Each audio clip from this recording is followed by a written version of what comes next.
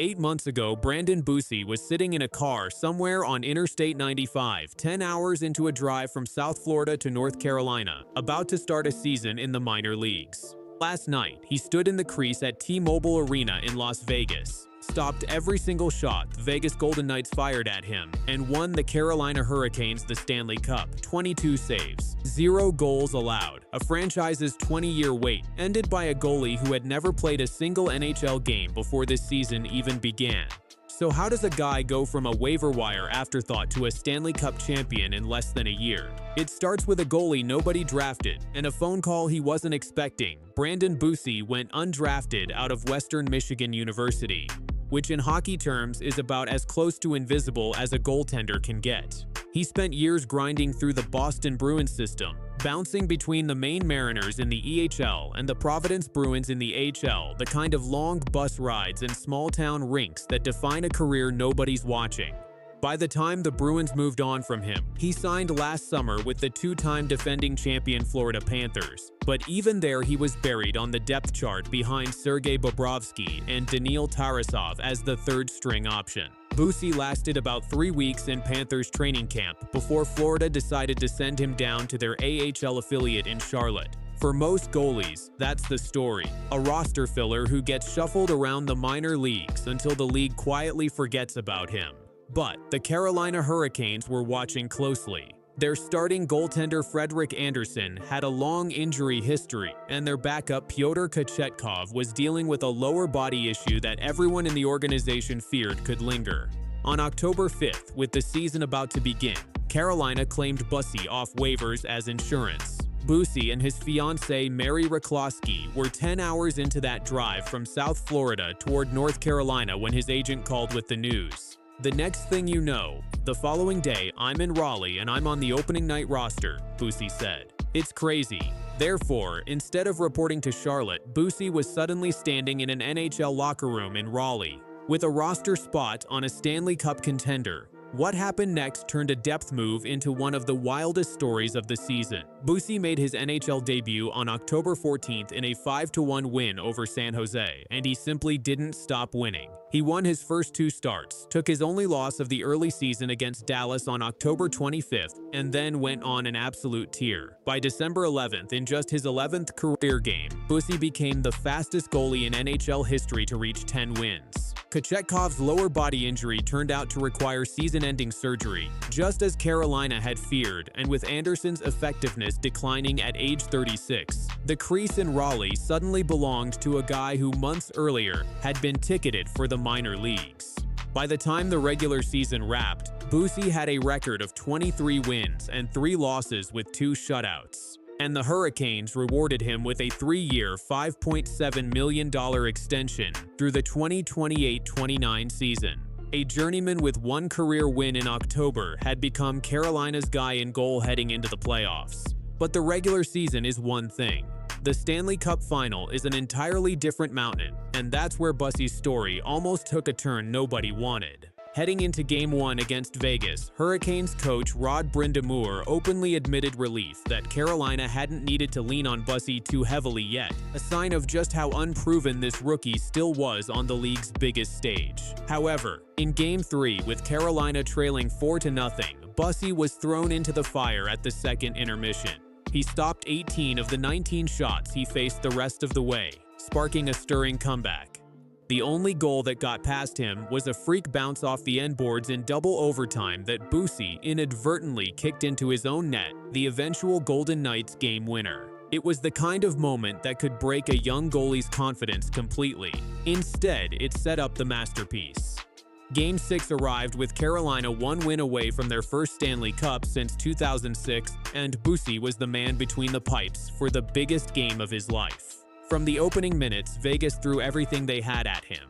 Brett Howden, the league's leading playoff goal scorer, got in alone on a breakaway in the first period. Bussi shut the door. In the second period, Tomas Hertl came in on a 2-on-1 rush, the kind of chance that decides championships. Bussi shut the door again, and family members watching from the stands erupted. Then, In the final minutes of regulation, with Vegas desperate for anything, Bussi robbed both Hurdle and Mark Stone on point-blank scoring chances. 22 shots, 22 saves, as Taylor Hall and the Hurricanes offense did the rest, scoring 3 unanswered goals at T-Mobile Arena. Bussi simply refused to be beaten. If you're loving this kind of underdog story, hit subscribe, because the NHL is full of them, and we're just getting started. Now let's talk about how this night actually ended for Bussi. By the final horn, Hurricanes fans who had made the trip to Las Vegas were chanting "Bussi, Bussi" as the Carolina bench emptied onto the ice. Even Golden Knights coach John Tortorella, staring down a series loss, couldn't help but credit the man who'd beaten him.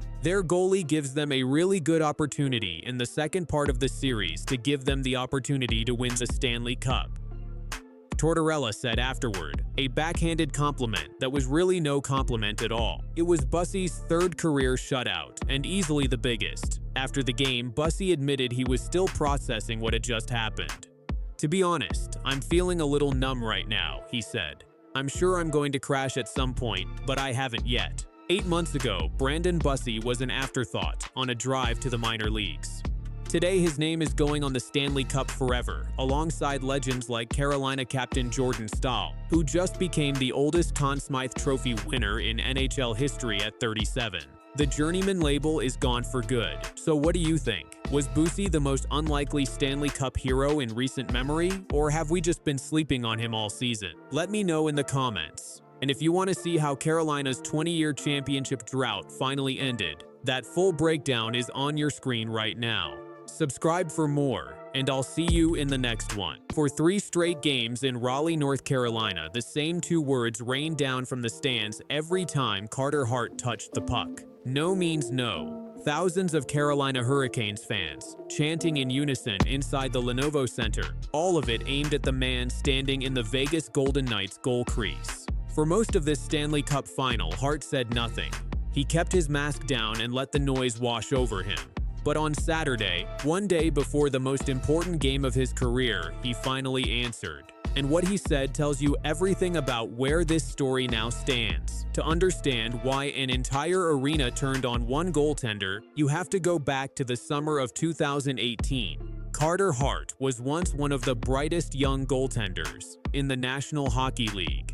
A first-round talent, the supposed future of the Philadelphia Flyers, a kid who looked destined to wear the orange and black for 15 years. He was also a member of Canada's 2018 World Junior team, the group that won gold and was celebrated at a Hockey Canada Foundation gala in London, Ontario. It was after that gala that the allegations began. A woman, known publicly only as EM to protect her identity, accused 5 players from that team of sexual assault in a hotel room that night. For years, the case stayed in the shadows. Then in January of 2024, formal charges were filed, and Hart was charged with 1 count of sexual assault. Within days, he stepped away from the Flyers and took an indefinite leave from hockey.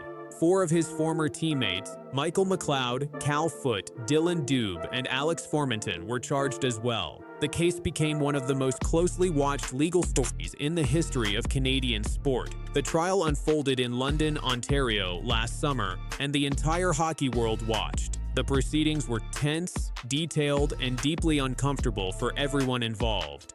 In the end, Justice Maria Carroccia delivered the verdict. She ruled that the prosecution had not met the burden required to convict, and she stated that she did not find the complainant's testimony in the case to be credible. All 5 players were found not guilty. They were acquitted on every count. In the eyes of the court, the matter was closed. But a not guilty verdict in a courtroom does not always translate to forgiveness in the stands. Some fans saw a young man whose career was nearly destroyed by an accusation he was cleared of. Others felt that an acquittal did not erase their discomfort with the case. That gap between a legal verdict and public opinion is the entire reason this Stanley Cup final has carried a shadow that no goal or save could erase. After the verdict, the National Hockey League made its move. On October 15th of 2025, the league reinstated all 5 players, making them eligible to sign with NHL clubs starting on the 1st of December. For most of the group, no immediate offer came. Formenton ended up playing in Switzerland. But Carter Hart, still only in his 20s and still carrying real talent, drew interest. The Vegas Golden Knights signed him to a 2-year contract worth $4 million. It was a calculated gamble by a franchise that has always been willing to take them, and it paid off in the most dramatic way imaginable. Hart started every single one of Vegas's 21 playoff games, carrying the Golden Knights through 3 rounds and all the way to the Stanley Cup final. The redemption story was right there for the taking. The problem was that not everyone wanted to see it happen. When the final shifted to Raleigh, Carolina Hurricanes fans were ready for him. The chant had reportedly been organized in advance on a Hurricanes fan forum, a coordinated plan with one simple goal: get inside Hart's head. So every time he settled into his crease at the Lenovo Center, the building filled with those same 3 syllables. No means no. It rolled down from the upper decks through all 3 home games in North Carolina. Some called it a brutal, calculated form of psychological warfare designed to rattle a goaltender on the sport's biggest stage. Others called it a fan base refusing to let a court verdict be the final word on the conversation. Whatever you call it, it was impossible to ignore. The chant became one of the dominant storylines of the entire series, in some ways bigger than the hockey itself. And game after game, Hart simply absorbed it in total silence. If you are following every twist of this Stanley Cup final, hit subscribe, because this story is nowhere near finished. Now let's get to what Hart actually said, and the collapse that made it matter even more. Here is where it gets complicated. Because while the off-ice noise grew louder, Hart's play on the ice was falling apart. Through the first 5 games of this final, he allowed 4 or more goals in every single contest, one of the worst stretches by a starting goaltender in the history of the championship round. In Game 5, the Hurricanes lit him up in a 4-2 win that pushed Vegas to the brink of elimination. Any other coach might have pulled him, but Vegas head coach John Tortorella did the opposite. He stood at the podium and defended his goaltender with total conviction, naming Hart the starter for the do-or-die Game 6. Tortorella doubled down even as critics argued that backup Adin Hill deserved the call. And to make the mountain even steeper, Vegas just lost center William Karlsson to an arm injury, ruling out one of their most important players for the biggest game of their season. So, on Saturday, with his team facing elimination and the cameras rolling, Carter Hart finally addressed the chants for the first time. Sitting at the podium beside teammate Mitch Marner, he was asked directly about the no means no chants from Hurricanes fans. His answer was 3 words long: it's just noise. He went on to say that both buildings had been loud, that both atmospheres had been a lot of fun to play in, and that he was treating the hostility like background static. No anger, no long speech, no attempt to relitigate anything, just noise. For a player who has spent years at the center of a national firestorm, it was a striking display of composure. Or, depending entirely on who you ask, a refusal to engage with something that still matters deeply to a lot of people. And now everything comes down to one night. Game 6 of the 2026 Stanley Cup Final takes place tonight at the T-Mobile Arena in Las Vegas. If Carter Hart and the Golden Knights win, they force a deciding Game 7 back in Raleigh, and those same chants almost certainly follow him there.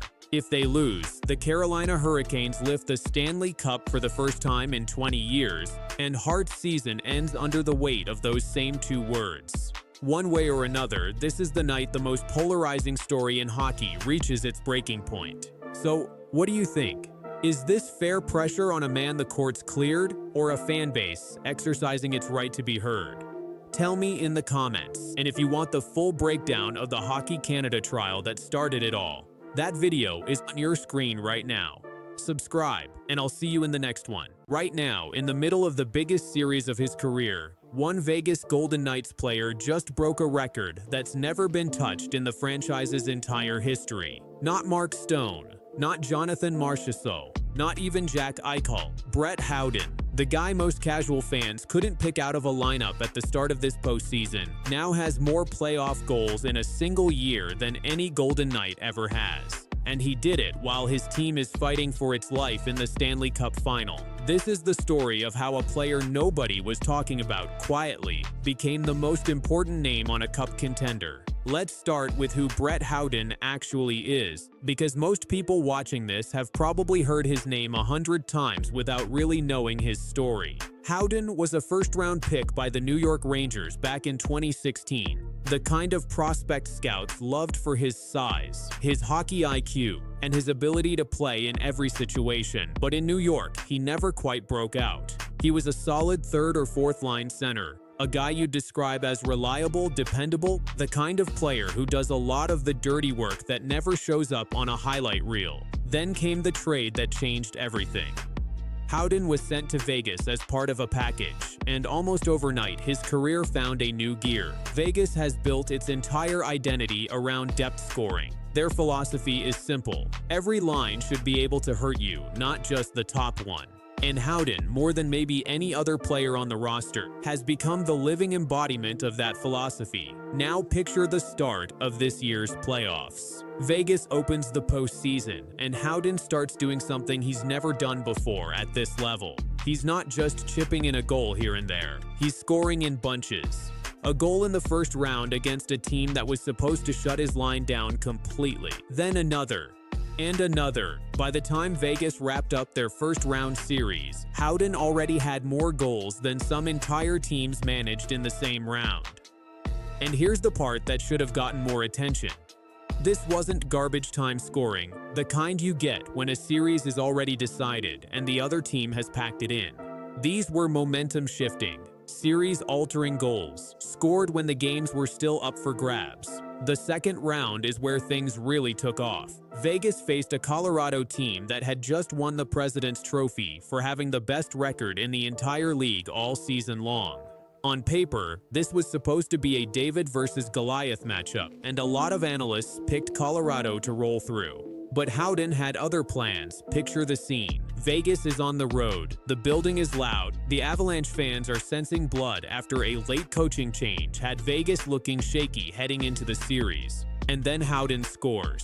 Not just once. He becomes one of the central reasons Vegas pulls off the upset, eliminating the best team in the league and advancing to the conference final.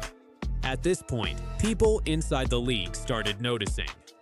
Teammates were calling him a workhorse. Coaches were pointing to his line as the reason Vegas had so much firepower. But outside the Vegas locker room, the headlines were still going to other names. Mitch Marner's arrival in Vegas this season had been the biggest story of the entire year, and rightfully so. His point totals this postseason are absolutely historic. But while everyone was watching Marner rack up assists and highlight reel plays, Howden was quietly doing something just as remarkable. He was scoring. By the time Vegas advanced to the Stanley Cup final, Howden's goal total had climbed to a number that made longtime Golden Knights fans go check the record books. 14 goals in a single postseason. For context, this Vegas franchise has only existed since 2017. They've made multiple deep playoff runs, including a Stanley Cup win in 2023. They've had elite goal scorers come through this locker room, and none of them, not one, had ever scored 14 goals in a single playoff run until Brett Howden did it this year. Now here's where the story gets even more interesting, because this record isn't happening in a vacuum. It's happening in the middle of one of the most chaotic Stanley Cup finals in recent memory. Vegas is currently facing the Carolina Hurricanes, and this series has been an absolute roller coaster. Every single game so far has been a battle, with both teams trading high-scoring nights that fans and analysts say haven't been seen at this level in decades. And right now, Vegas finds itself trailing in the series. After a hard-fought Game 5 loss in Carolina, the Golden Knights are heading back home to Las Vegas, needing a win just to keep their season alive. The pressure is enormous. Lose and the season is over. Win and they force a Game 7 with a chance to defend their championship pedigree. This is exactly the kind of moment where Howden's record becomes more than just a stat on a page. It becomes a question: can he keep it going? Vegas needs every single goal they can get right now, and the player who's been quietly outscoring everyone on the roster all postseasons is about to play in the biggest game of his career on home ice with elimination on the line. Think the pressure here for a second. Howden isn't a superstar who's used to carrying a team. He's a guy who spent years as a complimentary piece in New York before finding his footing in Vegas. And now, in the highest stakes moment of his life, he's the franchise's all-time leader in single postseason goals. With the season hanging in the balance, if Vegas wins Game 6 and forces a Game 7, you can bet Howden's name is going to be front and center of every storyline. And if he scores again, even just once more, he extends a record that, frankly, some of the best players to ever wear a Golden Knights jersey couldn't touch. But if Vegas loses, this record becomes something different. It becomes the story of a remarkable individual run on a team that ultimately came up just short.